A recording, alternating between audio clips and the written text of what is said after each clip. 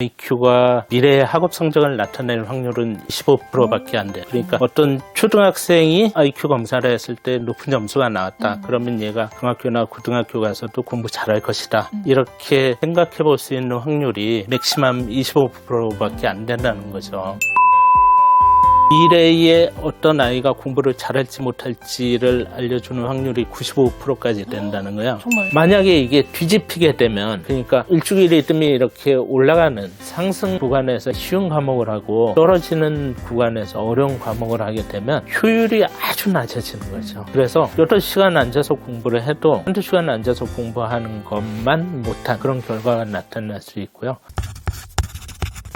안녕하세요. 교집합 스튜디오 주단쌤입니다. 오늘 스튜디오에는요, 뇌교육 지도사이자 브레인 트레이너로 활동 중이신 양은우 작가님을 모셨습니다. 안녕하세요. 안녕하세요. 첫 번째 질문부터 드려볼게요. 공부를 잘하게 만드는 힘, 우리가 쉽게 그냥 공부머리라고 얘기를 하잖아요. 근데 많은 분들이 공부머리가 타고났다라고 생각을 하시는 분들이 많아요. 근데 작가님께서는 아니다라고 하셨단 말이에요. 그 말씀을 좀 듣고 싶습니다. 일반적으로 신경과학자들이 얘기를 하기를 두뇌 발달은 50대 50이다 그렇게 얘기를 해요. 그러니까 50은 뭐냐면 유전적으로 타고난 것, 그다음에 나머지 50은 성장 과정, 환경에 의한 것 이렇게 얘기를 하는데요. 공부 잘하려면 머리 좀 어느 정도는 타고나야 되죠. 비유를 하자면 농작물을 키울 때 아무래도 비옥한 땅이 작물을 키우기가 수월하지 않습니까? 좋은 머리가 공부를 잘할 수는 있어요. 근데 굉장히 억울하지 않습니까? 유전에 의해서 모든 게 결정된다고 하면 너무 억울한 거죠. 맞아요. 어릴 때 어떤 환경에서 자라느냐, 어떤 경험을 하고 어떤 교육을 받고 어떤 부모로부터 어떤 말들을 듣고 어떤 사람들을 사귀고 어떤 놀이를 하고 이런 것들이 성장하는 과정에서 두뇌 발달에 영향을 미치고 이런 것들이 다 공부머리에도 영향을 준다는 거죠. 뇌의 특성 중에 가소성이라는 게 있어요. 가소성이 뭐냐면 쉽게 얘기하면 그냥 쓰면 쓸수록 발달한다예요. 원래 가소성의 의미는 찰흙 같은 걸 이용해서 이렇게 조각상을 만들면 손을 떼도 그 형태 그대로 남아있지 않습니까? 그런 것처럼 어떤 변형된 형태가 바뀌지 않고 남아있는 걸 가소성이라고 하는데 두뇌를 계속 활용을 하고 발달을 시키면 이 상태가 계속 유지가 된다는 거죠. 공부머리는 타고날 수도 있지만 후천적으로 노력을 하면 더 좋아질 수 있다.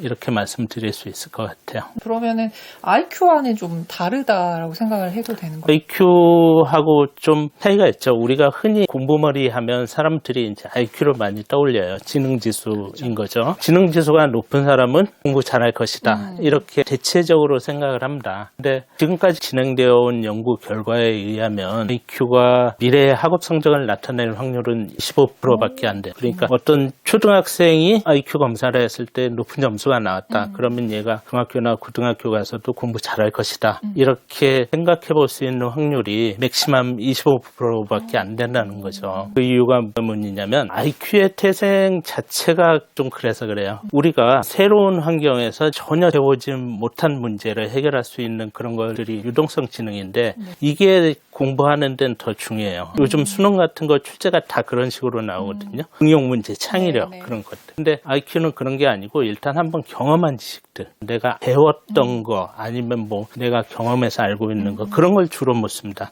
결정성 지식을 많이 물어요. 그래서 IQ는 정확히 공부머리라고 하기가 어렵고요. IQ 대신에 요즘에는 작업기억, 작업기억.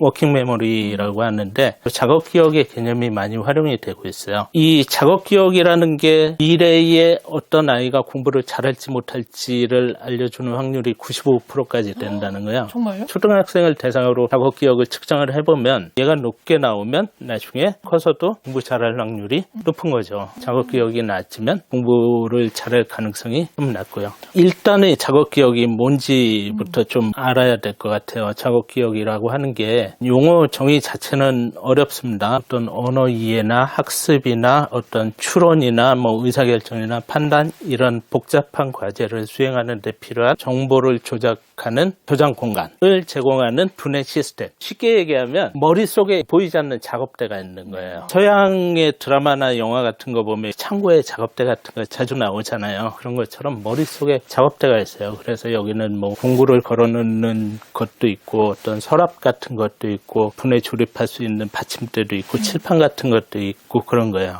그래서 해결해야 될 문제가 주어지면 사람들은 그 작업대에 문제를 올려놓고 거기에서 작업을 해나가면서 문제를 풀어나가는 거예요. 예를 들어보면 25 곱하기 8을 머릿속으로 한다고 생각을 해보죠. 우리가 칠판을 이용하면 너무 쉽게 할 수 있잖아요. 근데 머릿속으로 하면 이게 쉽지는 않아요. 그러면 이걸 어떻게 풀지라고 생각을 했을 때 25 곱하기 8을 20 곱하기 8 더하기 5 곱하기 8 이렇게 분해를 하면 좀 쉬워지죠. 그럼 문제를 어떻게 해결할 것인가를 떠올리는 거예요.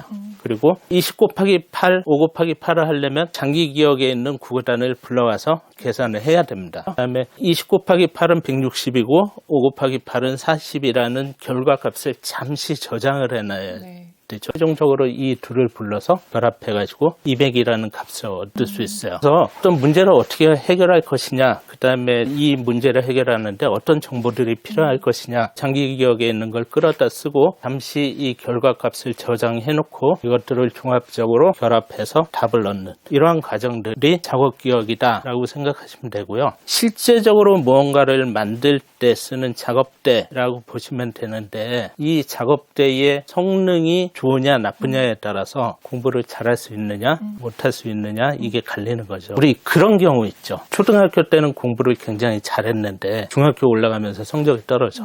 또 중학교에서 어느 정도 하다가 고등학교 올라가면 성적이 떨어져. 1차, 2차 변동 구간에서 성적이 떨어지는 경우가 있거든요. 그게 뭐냐면 학년이 올라갈 때마다 학습에 필요한 정보가 많아지고 난이도도 많아져요. 그러면 그 작업대라고 하는 것도 거기에 맞춰서 업그레이드가 돼야 되거든요. 계속 이렇게 보완이 되고 개선이 돼야 되는데 이게 옛날 수준에 머물러 있게 되면 학년이 올라가면서 작업대를 제대로 활용하지 못하니까 성적이 떨어질 수밖에 없는 거죠. 많은 부모님들이 그렇게 말씀을 하세요. 초등학교 땐 잘했다가 중학교 가서 못하면 잘했던 애가 못하니까 얘가 머리는 좋은데 노력을 안 하네. 그렇게 맞아요. 얘기를 하는 거죠. 이거는 작업 기억 역량을 높이기 위한 방법 중에 하나인데 책 같은 걸 보면서 필사를 해보는 거죠. 필사를 하는데 어떤 사람은 굉장히 자주 봐요. 문장을 짧게 몇 구절 보고 옮겨 적고 몇 구절 보고 옮겨 적고 근데 중요한 건 토시 하나 틀리지 않는 거거든요. 원문 그대로 옮겨 적는 게 중요한데 왜 그러냐면 토시가 달라져도 된다 그러면 자기 쓰고 싶은 대로 옮겨 적을 수 있어요. 그게 아니고 내가 본 걸 정확히 옮겨 적는 거거든요. 그런 훈련을 반복하다 보면 긴 문장을 몇 번 보지 않고 옮겨 적을 수 있는데 그러면 머릿속에서 기억의 폭도 넓어질 수 있고요. 숫자 같은 거 이렇게 옮겨 적는다라고 하면 보통 다이얼 패드가 1, 2, 3, 4, 5, 6, 7, 8, 9, 0 이런 식으로 돼 있잖아요. 그런 것들이 머릿속에 그려지면서 이 숫자를 잘 외우려면 뭐 어떻게 해야 된다 이런 것들이 작업 기억과 관련된 부위를 자극하니까 그런 걸 가지고 테스트를 해볼 수 있는 거죠. 내가 만약에 어떤 긴 문장이나 긴 숫자를 옮겨 적는데 굉장히 자주 봐야 돼. 그러면 이게 훈련이 안 됐을 수도 있고요. 아니면 작업 기억의 역량 자체가 좀 떨어지는 것일 수도 있다. 이렇게 판단할 수도 있는 거죠. 말씀을 듣다 보니까 그 과정에서 집중력도 굉장히 많이 늘어나겠네요. 맞습니다. 공부를 잘하려면 언어 능력이 중요하지 않습니까? 요즘은 수능 같은 데서도 긴 문장으로 나오는 문장제 그런 게 많이 만약에 문장을 굉장히 짧게 끊어 읽는 아이가 그런 시험을 본다 그러면 되게 어려울 수 있어요. 시험의 지문을 보는 것 자체가 굉장히 어려울 수 있습니다. 그런데 긴 문장을 보고 옮겨 적는 거 이런 것들이 자유자재로 되면 그게 어떤 게 좋으냐면요. 긴 문장을 읽었을 때와 짧게 끊어서 읽었을 때 문장에 대한 이해력이 달라질 수 있어요. 의미 단위로 끊어 읽으면서 자연스럽게 이해가 되고요. 안에서 정보 처리가 이루어지면서 문해력이 높아질 수 있어요. 근데 짧게 끊어 읽으면 정보 사이에 연결이 안 되기 때문에 이해력 떨어지고 당연히 문해력도 낮아질 수밖에 없는 거죠. 자, 여기까지 말씀을 들으니까 좀 궁금해지는데요. 우리 아이들이 그 작업 기억력을 높이기 위해서 집에서 해볼 수 있는 훈련이 아까 필사가 도움이 된다고 말씀하셨거든요. 필사, 그 다음에 아주 긴 숫자를 옮겨 적는 거 이런 것들 다 도움이 될 수 있고요. 제 책에 보면 뭐 몇 가지 방법들이 있는데 가장 좋은 것 중에 하나가 독서예요. 독서. 책 많이 읽는 게 굉장히 많은 도움이 됩니다. 근데 그게 그냥 무턱대고 책을 많이 읽는 건 아닐 것 같아요. 네, 맞습니다. 어떤 방법이 있을까요? 덕대고 읽으면 당연히 안 되고요. 항상 자기 수준에 맞거나 자기 수준보다 높은 책을 읽어야 돼요. 그러니까 상향지향적으로 읽어야 되는 거예요. 보통 권장도서라고 있지 않습니까? 네. 그거는 이제 전문가들이 적어도 이런 책을 읽어야 된다 하고 정해놓은 거기 때문에 그 책을 읽을 수 있다는 건 그 또래 수준의 작업 기억을 갖게 되는 거죠. 근데 네. 그보다 조금 높은 단계를 읽으면 높은 사고나 이해를 할 수 있다라고 볼 수 있는 거예요. 만화로 된 책들 이런 건 별로 안 좋습니다. 작업 기억을 높이는 데 있어서. 네네. 왜냐하면 독서를 하게 되면 글로 읽고 그것을 해석을 하고 판단을 하고 그러기 때문에 두뇌의 모든 부위가 다 가동이 돼요. 이 뒤에는 시각 피질부터 해서 두정역, 전두역 다 이렇게 가동이 되는데 만화로 된 책을 읽게 되면 이 뒤쪽에 있는 시각 피질만 좀 활성화됩니다. 두뇌가 고르게 활성화되는 게 아니고요. 일부만 이용을 하는 거죠. 그래서 고른 발달이 안 된다는 거예요. 책을 읽는다고 해서 다 좋아지는 건 아니에요. 그 책을 읽고 이해하는 게 중요하잖아요. 작가가 얘기하는 게 무엇이고 그 책을 읽었을 때 그 안에 주인공들은 왜 그런 행동을 했고 이런 것들이 책을 읽으면서 같이 분석되고 이해가 돼야 되는 거죠. 그 과정을 도와줄 수 있는 게 부모님의 역할이에요. 저한테 그런 말씀을 하신 분이 계세요. 책 읽는 걸 되게 좋아한대요. 300쪽짜리를 하루에 다 읽는데요. 근데 기억력이 너무 안 좋아가지고 영어 단어를 못 외운다는 거예요. 이거는 독서에 문제가 있을 수도 있고 다른 문제일 수도 있는데 그런 일이 생길 수도 있다는 거죠. 무조건 책을 읽으면 작업 기억이 좋아져가 아니고 책을 읽고 제대로 이해를 하고 작가의 의도를 파악을 하고 이런 훈련이 지속적으로 돼야 작업 기억이 좋아지는 거고요. 그 과정에서 부모님 이렇게 좀 도움을 주셔야 되고 안 된다고 그러면 독서 지도하는 그런 분 도움을 받는 것도 좋은 거죠. 그럼 여기서 부모님 얘기를 하셨으니까 부모님이 하셔야 될 역할에 대해서 질문을 좀 드려볼게요. 네네네. 공부머리를 키우는 과정이라고 하면 좀 전에 말씀하신 것처럼 작가님이 생각하시는 거는 작업 기억력을 높이는 방법이라고 이제 볼 수 있는데 그럼 부모가 그거를 망치는 그러니까 절대 하지 말아야 될 행동 혹은 말 뭐 이런 게 있을 거예요. 가장 하지 말아야 될 것이 뭐냐면 아이들 공부에 간섭하는 거예요. 끼어드는 거예요. 골프 경기를 보면 선수가 있고 캐디가 있지 않습니까? 그렇죠. 캐디도 보통은 골프를 잘 치는 사람이에요. 프로 선수 같은 경우에는. 그래서 선수가 못 치면 캐디가 골프채 줘봐 내가 칠게 이렇게 할 수 없잖아요. 그렇죠. 똑같다는 거예요. 애들이 공부를 할 때 엄마가 거기에 끼어들면 안 돼요. 근데 종종 그런 경우가 있죠. 너는 수학이 제일 문제니까 수학 공부만 해. 너는 영어가 약한 것 같으니까 영어를 집중적으로 공부해. 이런 얘기를 많이 해요. 아이의 공부 방향을 결정하는 얘기를 많이 하는데 그런 얘기는 하시면 안 된다는 거죠. 아이 스스로 그 방향을 결정하도록 해야 되는데 공부 잘하는 애하고 공부 못하는 애하고 다른 건 다 비슷해요. 근데 결정적으로 차이 나는 거 하나가 있는데 공부 잘하는 애들은 자기가 무엇을 알고 있는지 모르고 있는지 그것을 명확히 안다는 거예요. 공부 못하는 애들은 잘 몰라요. 자기가 알고 있는 것도 다시 공부하고 모르고 있는 거 뭐 공부를 했는지 안 했는지 모르고 이런 일들이 많거든요. 자기가 아는 게 무엇이고 모르는 게 무엇인지를 명확히 안다는 게 타인지라고 하는 거예요. 내가 인지하는 걸 인지하는 거라고 볼 수 있는데 이게 중요한 이유 공부 전략을 수립할 수 있는 거죠. 우리가 싸움을 하거나 아니면 뭐 스포츠 경기를 할 때 이기기 위해서는 반드시 전략이 필요하죠. 전략을 세우려면 상대를 알고 나를 알아야 돼요. 수능도 하나의 비유로 하자면 싸움이 될 수 있지 않습니까? 수능에 대한 분석이 돼야 되죠. 그래서 부모님들이 수능에 대한 분석은 되게 많이 하세요. 어떤 입시기관을 통해서 하기도 하고 근데 아이에 대한 분석은 거의 안 되죠. 아이 스스로 자기를 파악하고 내가 부족한 게 무엇이고 어떤 공부를 해야 되고 이런 것들을 알아야 스스로 공부 전략을 수립하고 그게 제대로 돼야 이제 자기 주도 학습이라는 게 되는 건데 부모가 거기에 간섭하게 되면 그걸 못하는 거죠. 아이 스스로 사고하는 걸 가로막게 되고요. 아이 스스로 이제 메타인지를 기를 수 있는 기회를 막아버리게 되는 거죠. 또 하나 하지 말아야 될 게 뭐냐면 억지로 시키는 거예요. 어떻게 보면 뭐 딜레마이기도 한데 사람의 두뇌가 기본적으로 작동하는 방식이 보상과 강화예요.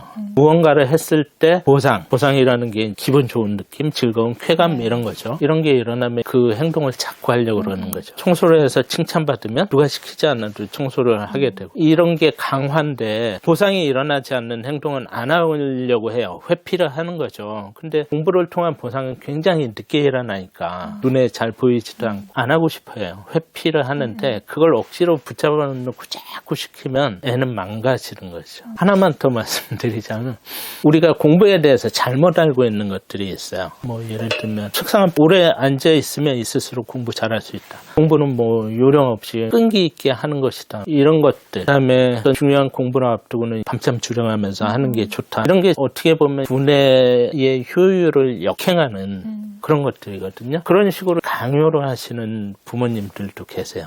그런 것들은 가급적 안 하셨으면 좋겠고요. 자, 마지막으로 우리 아이들 공부 능력을 좀 올리기 위해서 우리 집에서 좀 도와주실 수 있는 여러 가지 팁들, 조언들 이런 게 있으시면 좀 부탁드립니다. 우선은 아이들 공부할 때 보면 어떤 과목을 어느 시간에 공부하느냐도 굉장히 중요해요. 네. 사람에게는 일주기 리듬이라는 게 있습니다. 하루 24시간을 주기로 해서 리듬이 올라갔다 내려갔다 하거든요. 아침에 잠이 깨면 이 리듬이 올라갔다가 오후 늦게 정점을 찍고 다시 내려와요. 그래서 바닥에 가까워지면 잠을 자야 되는데 아이들이 수업 끝나는 시간이 이 리듬이 올라가는 시간이거든요. 예를 들면 한 5시쯤에 수업이 끝난다라고 하면 한 저녁 8시, 9시까지는 이 리듬이 계속 상승하는 구간에 있어요. 그러면 이 구간에서는 어떤 공부를 해야 되냐면 좀 에너지 소모가 많은 거, 수학 같은 거, 좀 논리적인 이해가 필요한 그런 과목을 공부하는 게 좋아요. 네. 그리고 그 약간 일주기 리듬이 내려가는 시기가 있는데 그렇게 크게 떨어지지 않고 조금 떨어지는 구간이 있어요. 그 구간에는 첫 번째보다 조금 덜 어려운 과목, 그다음에 늦게까지 공부를 한다고 하면 이후에는 좀 비교적 수월한 과목 이렇게 공부를 하는 게 좋고요. 만약에 이게 뒤집히게 되면 그러니까 일주기 리듬이 이렇게 올라가는 상승 구간에서 쉬운 과목을 하고 떨어지는 구간에서 어려운 과목을 하게 되면 효율이 아주 낮아지는 거죠. 그래서 8시간 앉아서 공부를 해도 한두 시간 앉아서 공부하는 것만 못한 그런 결과가 나타날 수 있고요.